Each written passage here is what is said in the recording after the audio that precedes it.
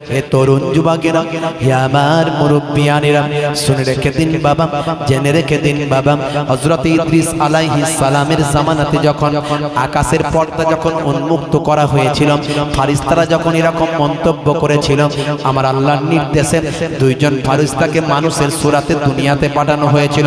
মানুষের ভিতরে যে সমস্ত খাসিয়াত আছে, যে সমস্ত খসলতগুলো আছে, সেগুলো তাদের মনে দিয়ে দেওয়া হয়েছিল। তাদের মনে দেওয়া হয়েছিল লোভ, অহংকার, ক্রোধ, প্রেম, প্রীতি, ভালোবাসা।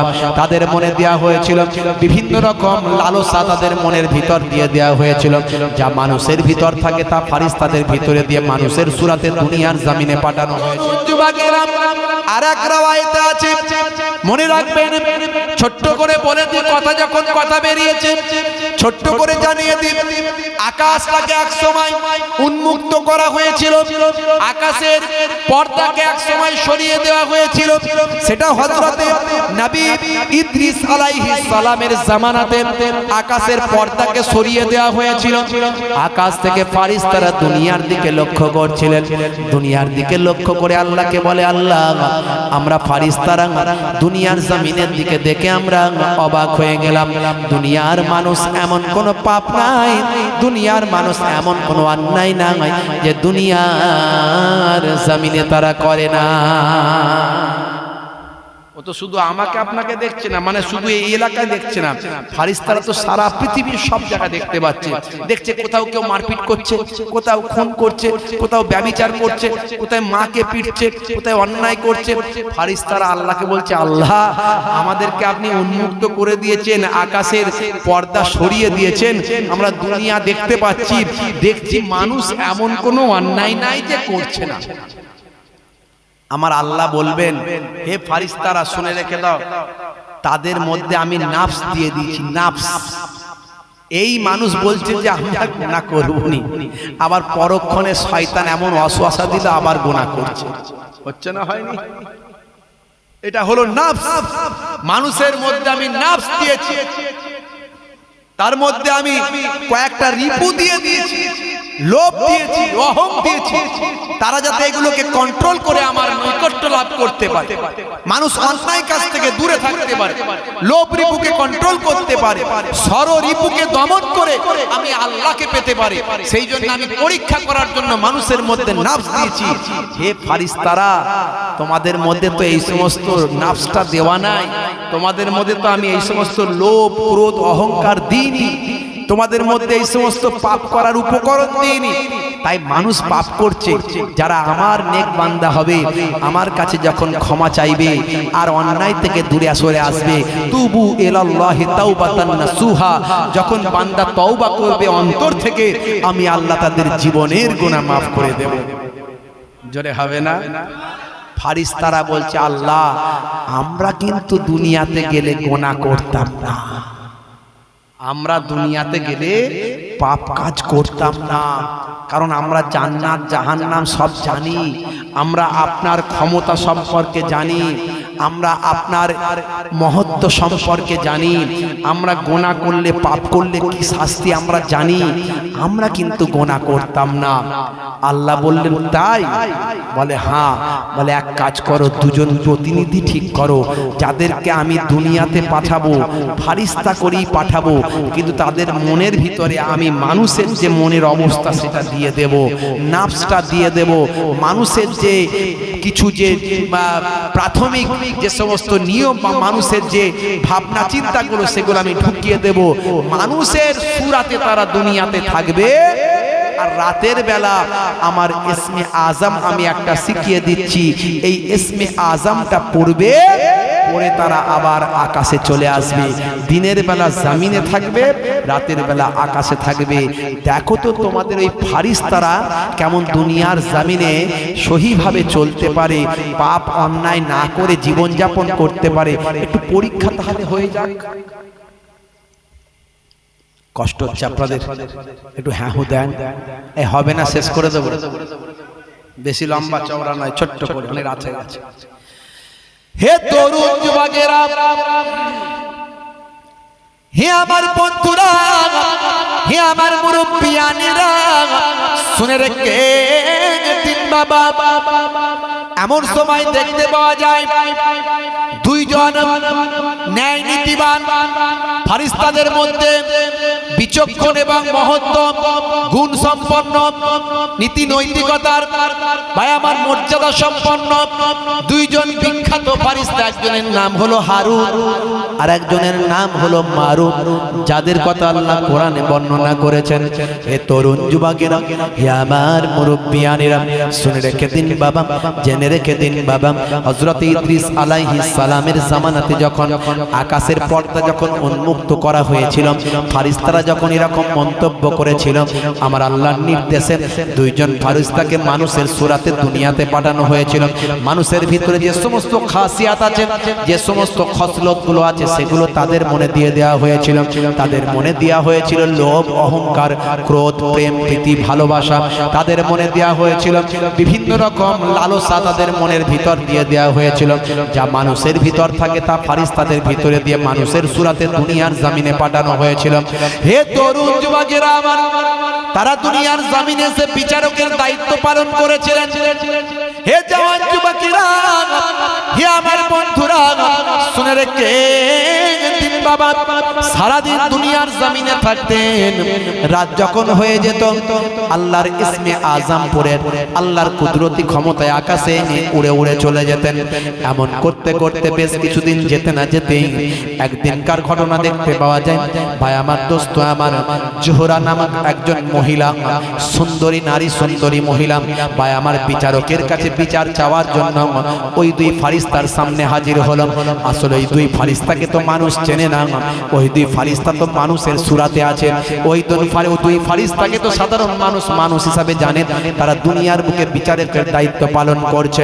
হে তরুণ যুবকেরা, জোহরা নামক সুন্দরী নারী স্বামীর বিরুদ্ধে অবজেকশন নিয়ে, স্বামীর বিরুদ্ধে অভিযোগ নিয়ে বিচারকের কাছে বিচার চাইতে এসেছে। এই অত্যন্ত সুন্দরী নারী নাম হচ্ছে জোহরা। ভাই আমার, এই জোহরা নামক অত্যন্ত সুন্দরী নারী, এই সুন্দরী নারীকে দুইজন ফারিস্তা, যাদের মনেতে মানুষের খসলত দেওয়া আছে, মানুষের খাসিয়াত গুলো দেওয়া আছে, এই সুন্দরী নারীকে দেখে ওই দুই ফারিস্তা মনে মনে আসক্ত হলো। তারা বলল, তোমার বিচারটা আমরা করে দেব, কিন্তু তোমার প্রতি আমরা আসক্ত হয়েছি, তোমার প্রতি আমরা প্রেম নিবেদন করছি। তুমি কি আমাদের প্রতি প্রেমাসক্ত হবে?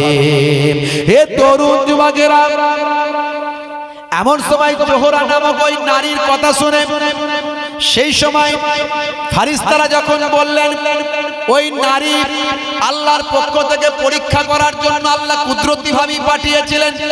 ওই নারী বলল, ঠিক আছে, তোমাদের কথা আমি মেনে নেব, তোমাদের যে খোয়াইশ আছে, ইচ্ছা আছে, সেটা পূরণ করতে দেব, তোমাদের সব কথা আমি গ্রহণ করব, কিন্তু আমার তিনটে শর্তের মধ্যে একটা শর্ত পূরণ করতে হবে। হয় তোমাদেরকে মদ পান করতে হবে, তোমাদেরকে মদ্যপান করতে হবে এক নাম্বার, নতুবা তোমাদেরকে কোন স্ট্যাচুর কাছে গিয়ে তাকে খোদা বলে স্বীকার করতে হবে, তাকে প্রভু বলে মেনে নিতে হবে। কোন স্ট্যাচুর কাছে গিয়ে তাকে খোদা বলে স্বীকার করতে হবে, নতুবা আমার স্বামীকে, যে স্বামী আমার উপর অত্যাচার করে, সেই স্বামীকে হত্যা করতে হবে। এই তিনটে শর্তের মধ্যে যদি একটা শর্ত মেনে নাও, তাহলে আমি জোহরা তোমাদের দুজনের হয়ে যাব। হে তরুণ যুবকেরা, হে আমার বন্ধুরা, হে আমার মুরব্বিয়ানেরা, শুনে রেখে দিন বাবা, এমন সময় ওই ফারিস্তারা দুইজন, হারুত আর মারুত, দুই ফারিস্তা মানুষের সূরাতে, তারা চিন্তা করল, আমরা তো সবই জানি, জান্নাত জাহান্নাম জানি, আল্লাহর ক্রোধ, আল্লাহর নৈকট্য জানি, আমার আল্লাহ কি জন্য পৃথিবীতে পাঠিয়েছেন সেটাও জানি, কিন্তু আমরা যে লালসার মধ্যে আছি, কি করি। এই চিন্তা ভাবনা করে দেখলাম, এই তিনটে পাপের মধ্যে সবচেয়ে লঘু পাপ, হালকা পাপ হলো মদ পান, হালকা হালকা পাপটা হলো মদ্যপান করা।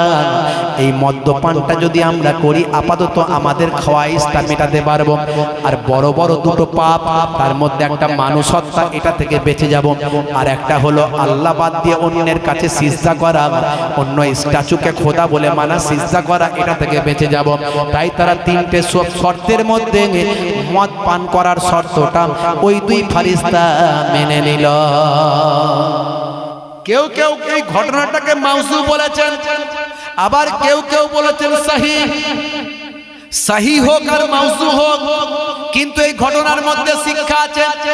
আর হারুত মারুতের কথা আল্লাহ কোরআনে জানিয়েছেন, অর্থাৎ তারা যে দুই ফারিস্তা ছিলেন এটা ঠিক, কিন্তু গল্প বা এই হিকায়েতটা এটা নিয়ে ডাউট আছে, কিন্তু তার মধ্যেও শিক্ষা আছে। হে তরুণ যুবকেরা, হে আমার মুরব্বিয়ানেরা, শুনে রেখে দিন বাবা, জেনে রেখে দিন বাবা, আমার আল্লাহ মদ পান কোরআনে হারাম করেছেন। কিন্তু মনে রাখবেন, আল্লাহর নবী আসার অনেক আগের কথা বলছি আমি, তখন কিন্তু মদ্যপান পাপ ছিল, হারাম ছিল না। মনে রাখবেন, আমার আল্লাহ কোরআন মাজিদে হারাম ঘোষণা করেছেন। প্রথমের দিকে 23 বছর ধরে কোরআন নাজিল হয়েছে। প্রথম অবস্থায় কিন্তু মদ্যপান ডাইরেক্ট হারাম করা হয়নি, তখন পরবর্তীকালে আমার আল্লাহ কিন্তু ডাইরেক্ট মদ্যপান করা হারাম করেছে। মুসলমানের কিছু ছেলে মদকে মেডিকেল জুস বলে খায়, আছে না নাই? আছে না নাই? এক মাস রমজানের রোজা রাখে, ঈদের দিনে ঈদের নামাজ পড়ি দেখবেন মদের দোকানে লাইন। আপনাদের দিকে নাই? আমার যে ড্রাইভার সাহেবটা এসে তাকে জিজ্ঞাসা করবেন, তার কাছ থেকে আমার শোনা, বলছে ভাইজান আমি বাড়ি থেকে ফেরার সময় ডানকুনিতে নেমেছি, ঈদের দিনে এসে এবার জলসাই যাবে আমার সঙ্গে, ঈদের নামাজ পড়ে বাড়ি থেকে বেরিয়েছে, ডানকুনিতে নেমেছি।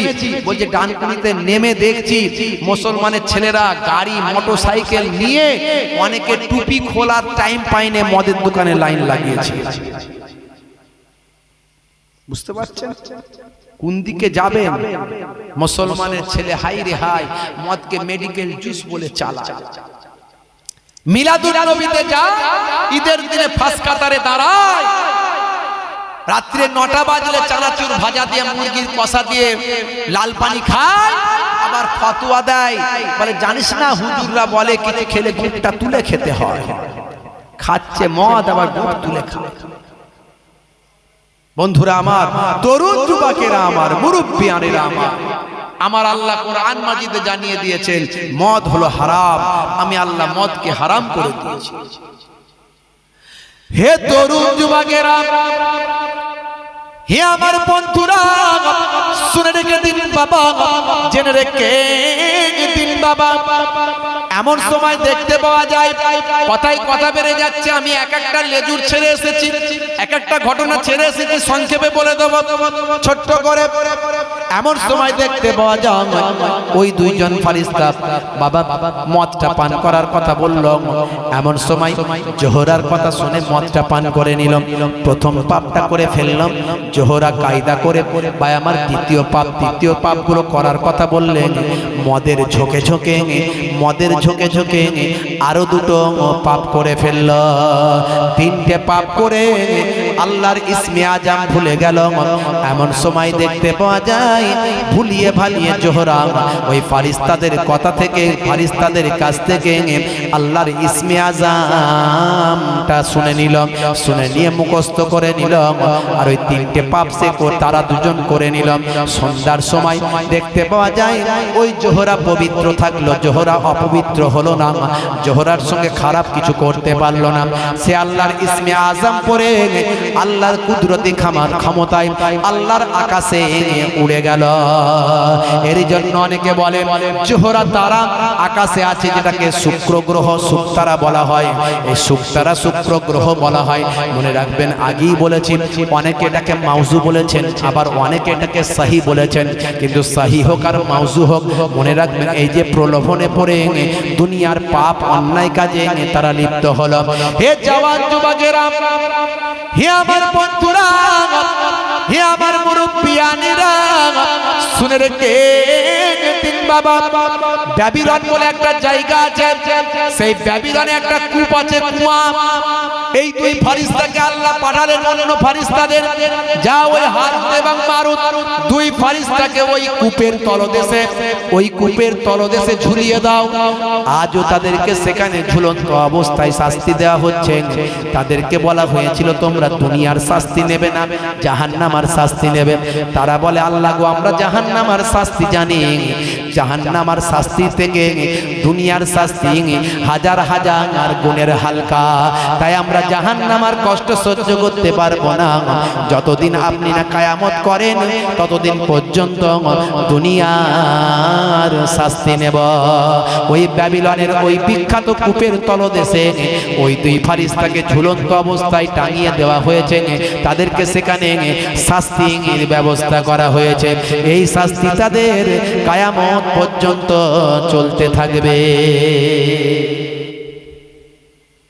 বন্ধুরা আমার, তরুণ যুবকেরা আমার, আমার আল্লাহ ছাড় দেন।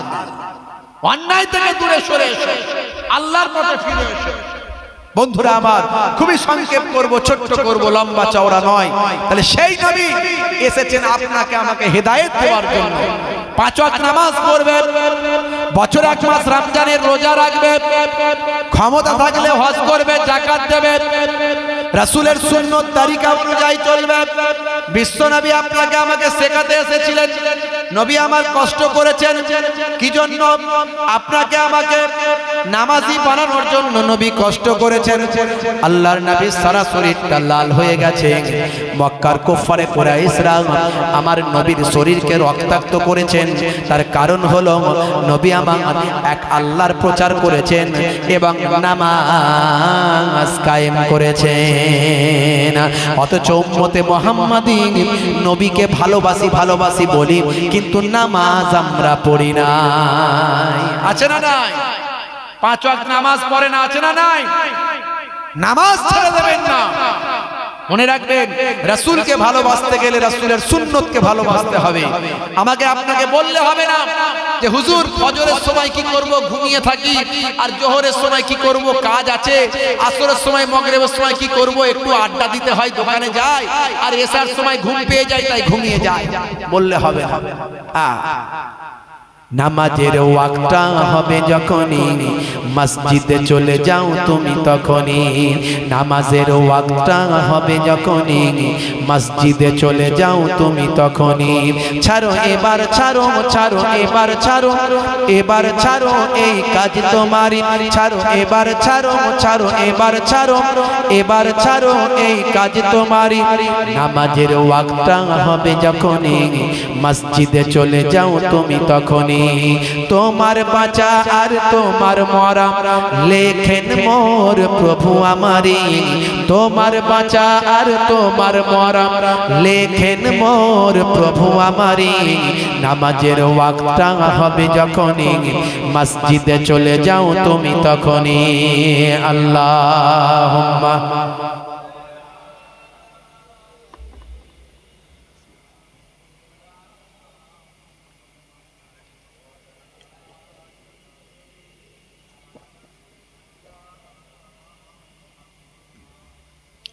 নামাজের ওয়াক্তটা হবে যখনই মসজিদে চলে যাও তুমি তখনই। নামাজের ওয়াক্তটা হবে যখনই মসজিদে চলে যাও তুমি তখনই। নামাজের ওয়াক্ত হলে মসজিদে যেতে হবে। বলুন ইনশাআল্লাহ, বলুন ইনশাআল্লাহ। নামাজ ছাড়বো না। যতদিন হায়াতে আছে কতদিনকে বাঁচবো জানি না, কিন্তু নামাজ ছাড়বো না। বলুন ইনশাআল্লাহ। কাজা হলে কাজা পড়বেন, কিন্তু ছাড়বেন না। কষ্ট হলে নফলগুলো প্রয়োজনে একান্ত অসুবিধা হচ্ছে, নফলগুলো ছাড়বেন, কিন্তু ফরজ ছাড়বেন না, ওয়াজিব ছাড়বেন না, সুন্নত ছাড়বেন না, নামাজ ছাড়বেন না।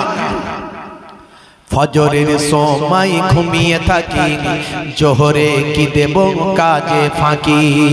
বলে না কাজে ফাঁকি দেব, হ্যাঁ কাজ করতে হবে, আগে কাজ, আগে কাজ। মনে রাখবেন আগে নামাজ। আপনি যদি নামাজ পড়েন কাজটাকে সাকসেসফুল করবেন কে? জেনে বলেন কে? ফজরের সময় ঘুমিয়ে থাকি, জোহরে কি দেব কাজে ফাঁকি। রাখো এসব রাখো, রাখো এসব রাখো, এসব রাখো এই কথা তোমারই। রাখো এসব রাখো, রাখো এসব রাখো, এসব রাখো কথা তোমারই। আসর আর মাগরিব হেলা করি, দোকানার আড্ডায় সময়টা দিই। আসর আর মাগরিব হেলা করি, দোকানার আড্ডায় সময়টা দিই। মরলে তোমাকে যেতে হবে মাটির নিচে ঘর তোমারই।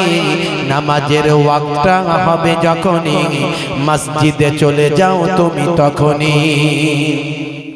আসরের সময় মাগরিবের সময় বলে সারাদিন খাটাখাটনি করেছি হুজুর, একটু চায়ের দোকানে যাই, একটু বসি, একটু আড্ডা দিই, কি আর করব, মনটা একটু ফ্রেশ করি আর কি, ফ্রেশ। ওখানে গেলে চায়ের দোকানে চাও খাই, কলা বেচাও হয়, মদ দেখাও হয়, 26 ইঞ্চি টিভিও দেখে, গুপগাপ ঢিসুম ঢাসাম ফাটাকেস্টোর মার। ওরে বাপ রে বাপ, কি সুন্দর হা করে তাকিয়ে আছে। আবার যার ক্যারাম খেলা দরকার ক্যারাম খেলছে, যার জুয়া খেলা দরকার জুয়া খেলছে। মানে ওইভাবে সময় কাটছে, নামাজে যাওয়া সময় না। রাগ করবে না, তাই আমি এখানে লিখে দিয়েছি নামাজের ওয়াক্তটা হবে যখনই, মসজিদে চলে যাও তুমি তখনই। এসার সময় ঘুমিয়ে পড়ি, শরীরটা ক্লান্ত মেলিয়ে দিই। এসার সময় ঘুমিয়ে পড়ি, শরীরটা ক্লান্ত মেলিয়ে দিই। না না এসব বলো না, এসব বলো না, এসব বলো না বান্দা তুমি। এসব অজুহাত আল্লাহ দরবারে চলবে? আল্লাহ গো, এই এসার সময় বড্ড ঘুম পেয়ে যায়, সারা রাত সারাদিন বড্ড ক্লান্ত থাকি, তাই এসার নামাজটা পড়ি না। আল্লাহকে বললে আল্লাহ শুনবে? যেরকম শুনবে, ও সব কোনো বাহানা চলবে না। তাই এখানে বলেছি এসার সময় ঘুমিয়ে পড়ি, শরীরটা ক্লান্ত মেলিয়ে দিই। না না এসব বলো না, এসব বলো না, এসব বলো না বান্দা তুমি। না না এসব বলো না, এসব বলো না, এসব বলো না বান্দা তুমি। রুজি রুটি দিচ্ছে যিনি, জীবন মরণের মালিক তিনি। জোরে হবে না? এই রুজি রুটির মালিক কে? জোরে বলেন কে? আল্লাহ। রুজি রুটি দিচ্ছে যিনি, জীবন মরণের মালিক তিনি। ঘুমাই আমায় জীবন দিয়ে ভালো রেখেছেন প্রভু আমারই। তোমায় আমায় জীবন দিয়ে ভালো রেখেছেন প্রভু আমারই। নামাজের ওয়াক্তটা হবে যখনই, মসজিদে চলে যাও তুমি তখনই। বলুন ইনশাআল্লাহ। হে তরুণ যুবকেরা, হে আমার বন্ধুরা, শুনে রেখে দিন বাবা, জেনে রেখে দেন হে মুসলমান, আপনি আল্লাহর হয়ে যান, আপনার আল্লাহ আপনার হয়ে যাবে। মাল্লাহুল মাওলা ফালাহুল কুল। বান্দা যখন আল্লাহর হয়ে যায়, কুল মাখলুকাত তার গোলাম হয়ে যায়। মান কানা লিল্লাহি কানা আল্লাহু লাহু। যে বান্দা আল্লাহর হয়ে যায়, স্বয়ং আল্লাহ তার হয়ে যান। তোমার বুকে রাখো আল্লাহরই ভয়, আসবে না কোনো দিন কোনো পরাজয়, আসবে না কোনো দিন কোনো পরাজয়। বলুন না সুবহানাল্লাহ। জোরে হবে না? হারাম হালাল জেনে, সরল সত্য মেনে, নিষিদ্ধ সব ছেড়ে উঠুক জীবন বেড়ে। হারাম হালাল জেনে, সরল সত্য মেনে, নিষিদ্ধ সব ছেড়ে উঠুক জীবন বেড়ে। যাবে তুমি জান্নাতে, যা ছিল স্বপ্ন তোমার। তোমার বুকে রাখো আল্লাহরই ভয়, আসবে না কোনো দিন কোনো পরাজয়, আসবে না কোনো দিন কোনো পরাজয়। বলুন না। আপনি যদি আল্লাহর হয়ে যান, আমার আল্লাহ আপনার হয়ে যাবে। আল্লাহর কুদরতি মাদাদ যখন আসবে, পৃথিবীর কোনো শক্তি আপনার ক্ষতি করতে পারবে না। জোরে হবে না, আর জোরে হবে না। আজকের নিউজে প্রকাশ পেয়েছে, আজকে ইন্টারনেটে খবর হয়েছে, বিভিন্ন পত্র পত্রিকায় নিউজ হয়েছে। হে তরুণ যুবকেরা,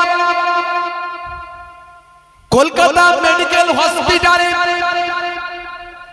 একটা গর্ভবতী মাকে ভর্তি করা হয়েছে। সেই গর্ভবতী মায়ের পেটেতে সন্তান।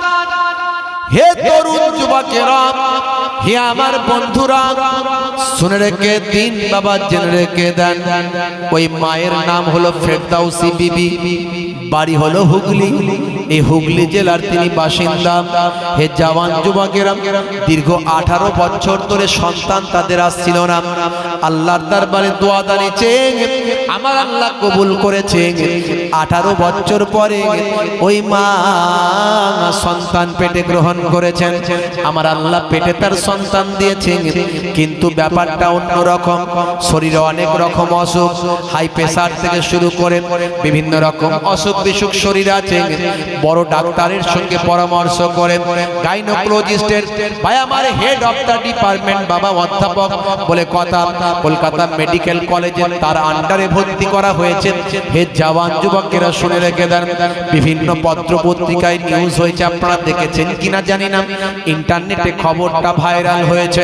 হে তরুণ যুবকেরা, হে আমার বন্ধুরা, শুনে রেখে দিন বাবা, জেনে রেখে দেন। কলকাতার বিভিন্ন হসপিটালের ডাক্তারেরা অবাক, সারা কলকাতার ডাক্তারেরা তোলপাড় হয়ে গেছে।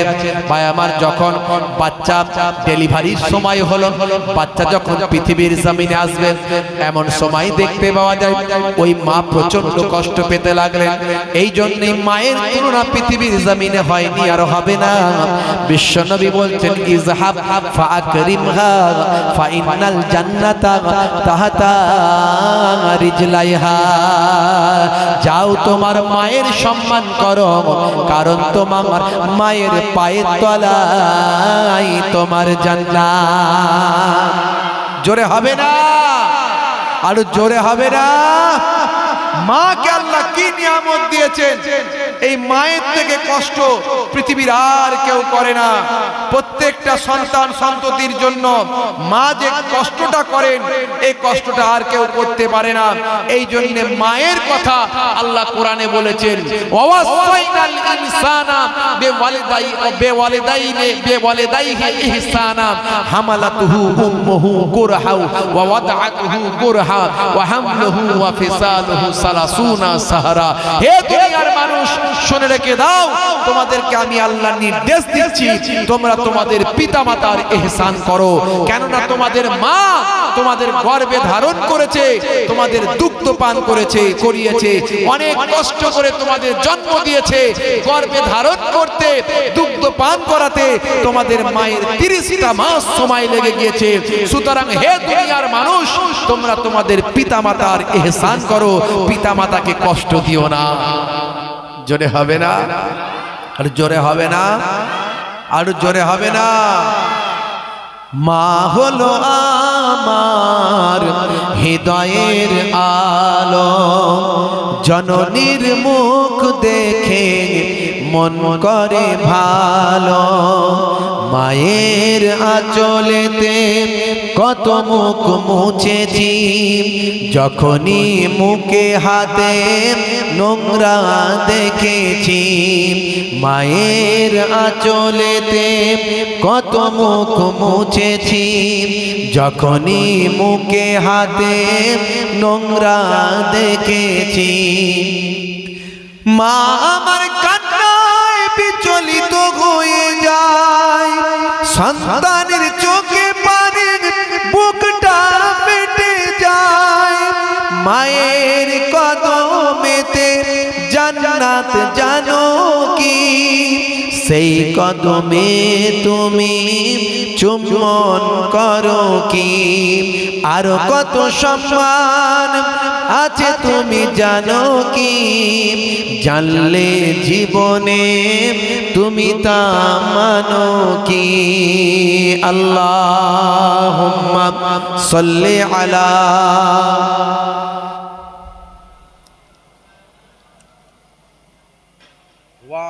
আলিহি। জননী মায়ের স্মৃতি আজ বুকে বয়ে যায়, কষ্টের দিনগুলো আজ মনে পড়ে যায়। জননীর অনাহারে দিন রাত কেটে যায়, তবু যেন সন্তান খালি পেটে না রয়। জননীর অনাহারে দিন রাত কেটে যায়, তবু যেন সন্তান খালি পেটে না রয়। মা হলো তোমার দুনিয়াতে জান্নাত, মারা যে না হলেন পাবে তুমি দোজখ। এই কথা তুমি আজও মানো কি? মানলে মায়ের সেবা করো কি? এটা হলো আল্লাহর নির্দেশ জানো কি? জানলে সে বিধান তুমি তা মানো কি? আল্লাহুম্মা সাল্লি আলা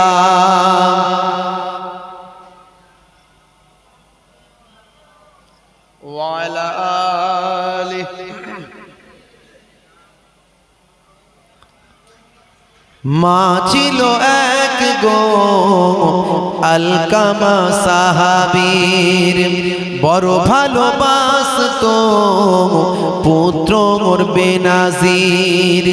মায়ের হৃদয়ে ব্যথা লেগে যায় যখনই, মা বলে প্রভু আমি তার জননী। হাত দুটো তুলে মা খোদাকে জানায়, বড় ব্যথা পেয়েছি ওগো প্রভু দয়াময়। ইন্তেকালে তার দেখো কি ঘটে যায়, সাহাবীর কালেমা নসিবে না হয়। নবীজির ওসিলায় মা তাকে ক্ষমা দেয়, কালেমা পড়ে তার রূহ পাখি উড়ে যায়। আল্লাহুম্মা সাল্লি আলা সাইয়্যিদিনা মাওলানা মুহাম্মদ ওয়া আলা আলিহি। মা হলো আল্লাহর বড় এক নিয়ামত, দুনিয়ার সন্তান করো তার খিদমাত। মায়ের দোয়াতে বাইজিদ ওলি এক, আল্লাহর দেওয়া মা হলো রহমান। জোরে হবে না, জোরে হবে না। মোহে পুল্লা বলে যে আবার মা হলো পৃথিবীর সেরা সবার। মায়ের মনেতে যেন দুঃখ না লেগে যায়, দুনিয়া আখিরাতে বরবাদ হবে ভাই। আছে কেউ এমন দোয়াটা পেতে চায়, তাড়াতাড়ি মাকে খুশি যেন করে দেয়। আল্লাহুম্মা সাল্লি আলা সাইয়্যিদিনা মাওলানা মুহাম্মদ ওয়া আলা আলিহি।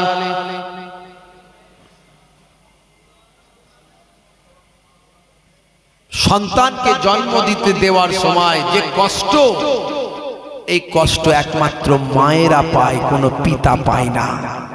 এই জন্য রাসূলকে যখন জিজ্ঞাসা করা হলো দয়ার নবীকে, ইয়া রাসূলুল্লাহ হাবিবাল্লাহ মান আহাব্বু বিহুসনি সাহাবাতি, রাসূল বললেন ক্বালা উম্মুকা, ইয়া রাসূলুল্লাহ, কে আমার কাছ থেকে বেশি সৎ ব্যবহার পাওয়ার, ভালো ব্যবহার পাওয়ার যোগ্য? কার সঙ্গে আমি সবচেয়ে বেশি ভালো ব্যবহার করব? রাসূল বললেন তোমার মা। সাহাবী বললেন সুম্মা মান, তারপর কে? রাসূল বললেন ক্বালা উম্মুকা, তোমার মা। সাহাবী বললেন সুম্মা মান, তারপর কে? রাসূল বললেন ক্বালা উম্মুকা, তোমার মা। তিনবার রাসূল বলেছিলেন তোমার মা। সাহাবী আবার জিজ্ঞাসা করেছিলেন তারপর কে ইয়া রাসূলুল্লাহ? সাহাবী এবার বললেন ক্বালা আবুকা, তোমার পিতা। জোরে হবে না? জোরে হবে না? তাহলে এই হাদিস থেকে কি বুঝলেন? যে ঈদের সময় মোট ঈদের সময় 3খানা শাড়ি কিনবেন, মাকে দেবেন আর বাপকে 1খানা লুঙ্গি দেবেন। তাই তো বোঝা গেল নাকি? হ্যাঁ, হুদান ঈদের সময় 3টে শাড়ি কিনবেন, মাকে দেবেন, আর 1টা লুঙ্গি কিনবেন, বাপকে দেবেন। এটাই তো বোঝা গেল না? ভুল বুঝবেন না। ইসলাম মানলে, রাসূলের হাদিস মানলে কাউকে ছোট করা হয় না।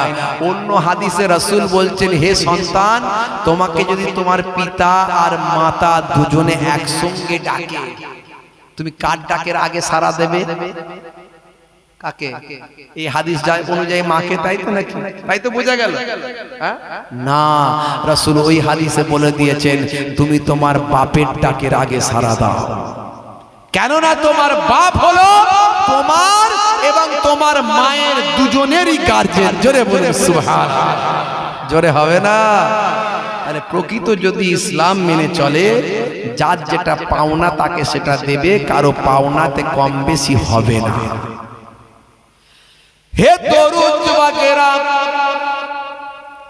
হে আমার বন্ধুরা, শুনে রেখে দিন বাবা, জেনে রেখে দিন বাবা, ইন্টারনেটে ভাইরাল হয়েছে, বিভিন্ন প্রিন্ট মিডিয়ায়, ইলেকট্রনিক মিডিয়ায় খবরটা প্রকাশ পেয়েছে।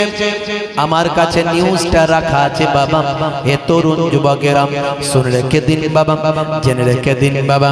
ভাই আমার দোস্ত, আমার গাইনোকোলজিস্ট ডিপার্টমেন্টের হেড ডক্টর বাগ ভাই আমার বিখ্যাত একজন মেডিকেল অধ্যাপক, তিনি বলেন আমি আমার লাইফে এমন ঘটনা এই প্রথম দেখলাম।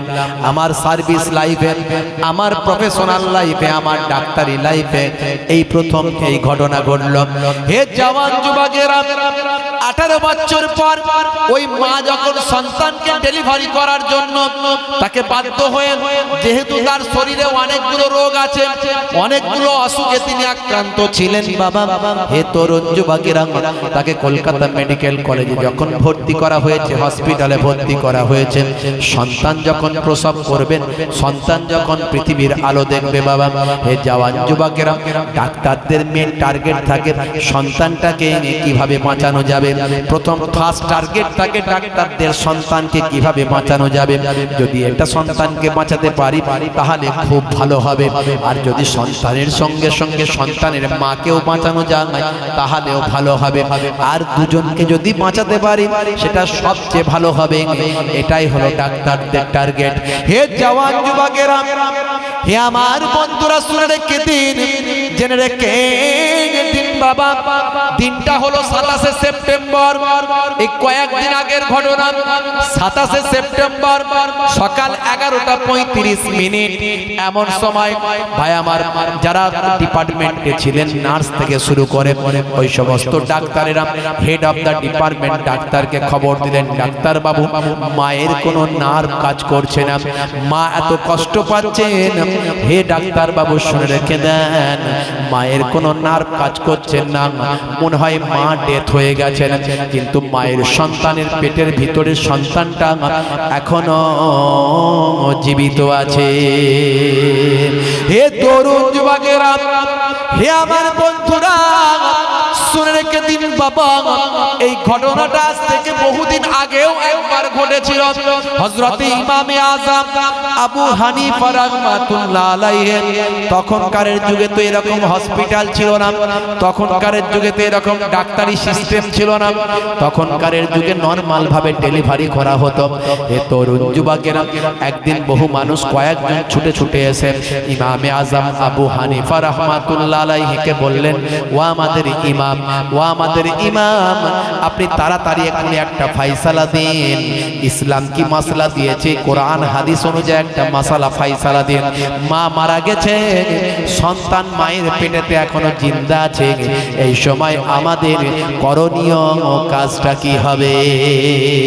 এ তরুণ যুবকেরা, সেই সময় হযরত ইমামে আযম রাহমাতুল্লাহ আলাইহি, এই কথা তো আর কোরআনে লেখা নাই, এই কথা হাদিসেও লেখা নাই, এটা হলো হঠাৎ করে ফয়সালা, হঠাৎ করে ডিসিশন নিতে হবে। একদল মানুষ বেরিয়েছে, তারা বলে কোরআনে থাকলে তবে গ্রহণ করব, হাদিসে থাকলে তবে গ্রহণ করব। বলছে না, বলেনি? বলে সব কথা নাকি কোরআন আর হাদিস থেকে নেবে, কোরআন আর হাদিসের বাইরের কোনো কথা তারা নেবে না। একদল মানুষ বেরিয়েছে না বেরোয়নি? ইন্টারনেটে দেখছেন না, বলে শুধু সহি হাদিস খুঁজছে। আচ্ছা সহি হাদিসে দেখাও তো দেখি, মা মারা গেছে, সন্তান এখনো জিন্দা আছে, কি করবে? সহি হাদিসে কি বলা হয়েছে? মা মারা গেছে, সন্তান এখনো জিন্দা আছে।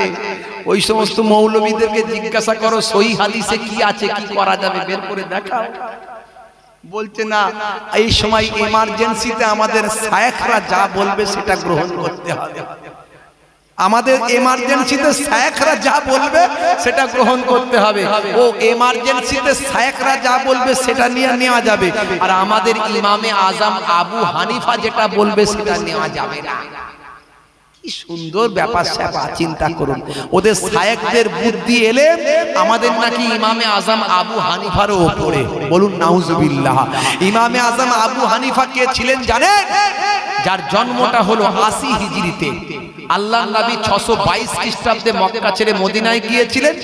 এই যে প্রথম হিজরি শোনা শুরু হচ্ছে আর জন্ম হচ্ছে তার 80 বছর পরে, অর্থাৎ ইমামে আযম আবু হানিফা 5 জন সাহাবা, সাহাবারা নবীকে দেখেছেন, নবীকে যারা দেখেছেন তাদের সাহাবা বলা হয়, আর সাহাবাদের যারা দেখেছেন তাদের তাবেঈ বলা হয়। ইমামে আযম আবু হানিফা একজন তাবেঈ ছিলেন। জোরে বলুন সুবহানাল্লাহ। আমরা এমার্জেন্সিতে তাবেঈ একজন, ইমামে আযম আবু হানিফা কি বলছেন সেই মসলা নিয়ে। আর এরা হচ্ছে ওই রকম শায়েখ, কিছুদিন আগে মোবাইল রিপেয়ারিং এর কাজ করতে, এখন শায়েখ হয়ে গেছে, বুঝতে পারছেন, বাংলা পড়ে। কিছুদিন আগে ওই রাজমিস্ত্রির কাজ করতে, এখন বাংলা পড়ে সব শায়েখ হয়ে গেছে। ওরা এমার্জেন্সিতে পড়লে ওই রকম শায়েখের ফতোয়া নেয়, আর আমরা এমার্জেন্সিতে পড়লে ইমামে আযম আবু হানিফা কি বলছে তার ফতোয়া নিই। ওরা নাকি ঠিক করছে আর আমরা নাকি ভুল করছি। কথা বুঝতে পারছেন? যুবকেরা যারা ইন্টারনেট ঘাঁটো, ওয়াজ শোনো ভালো, কিন্তু যাত্রার ওয়াজ গ্রহণ করবে না। বসিরহাট হুজুরের এলাকার মানুষ, 24 পরগনার লোক, বসিরহাট হুজুরের জীবনীটা একবার পড়ে দেখবে তিনি কত বড় আলেম ছিলেন। এই পশ্চিমবঙ্গে তার উপরে আর কোনো মৌলবী ছিল না। তার দেশের মানুষ হয়ে তুমি বলছো এই রাজমিস্ত্রির ফতোয়া নেবে, লজ্জা লাগে না? লজ্জা লাগে না? হে তরুণ যুবকেরা, হে আমার বন্ধুরা, শুনে রেখে দিন বাবা, জেনে রেখে দিন বাবা। সেই সময় যখন আলেমরা ইমামে আযম আবু হানিফা রাহমাতুল্লাহ আলাইহিকে যখন ওই সময় জিজ্ঞাসা করলেন, ভাই আমার বহু মানুষ এসে চট করে তাড়াতাড়ি জিজ্ঞাসা করলেন, তাড়াতাড়ি বলুন হুজুর কি করব? মা মারা গেছে, সন্তান এখন বেঁচে আছে, মায়ের পেটে লাফাচ্ছে। এই রকম অবস্থায় কি, এই সিচুয়েশনে আমাদের কি করা উচিত? হযরত ইমামে আযম আবু হানিফা রাহমাতুল্লাহ আলাইহি মাসালা দিলেন, ইজতিহাদ করলেন। কোরআন হাদিসের দৃষ্টান্তে নিজে থেকে ইজতিহাদ করে মাসালা বের করে বললেন, এখনই যাও ওই মৃত মায়ের পেটে ছুরি চালিয়ে জিন্দা বাচ্চাকে এনে বের করে দুনিয়া। জোরে হবে না? আরে জোরে হবে না?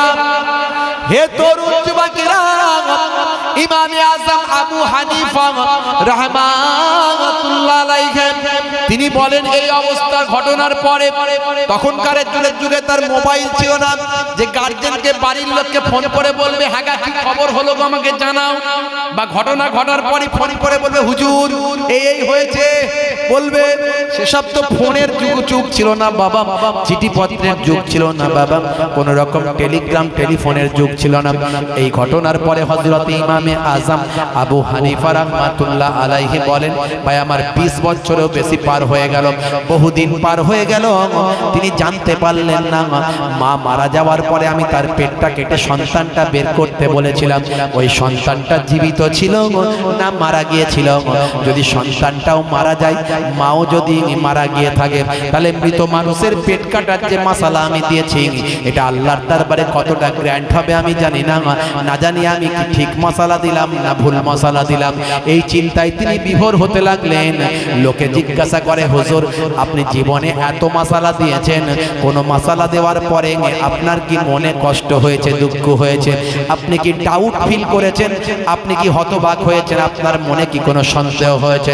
সেই সময় বলেছিলেন ও তরুণ যুবকেরা শুনুন, আল্লাহর এক বান্দা যখন এই প্রশ্ন করলেন ওই ইমামে আযম আবু হানিফা রাহমাতুল্লাহ আলাইহি আপনি জীবনে হাজার হাজার নয় লক্ষ লক্ষ মাসালা দিয়েছেন, ফতোয়া দিয়েছেন, কিন্তু কোন মাসালা দেওয়ার পরে আপনার কি সন্দেহ হয়েছে, ডাউট হয়েছে, মনের ভিতরে কি আপনার কোনো হেজিটেশন তৈরি হয়েছে, কোন রকম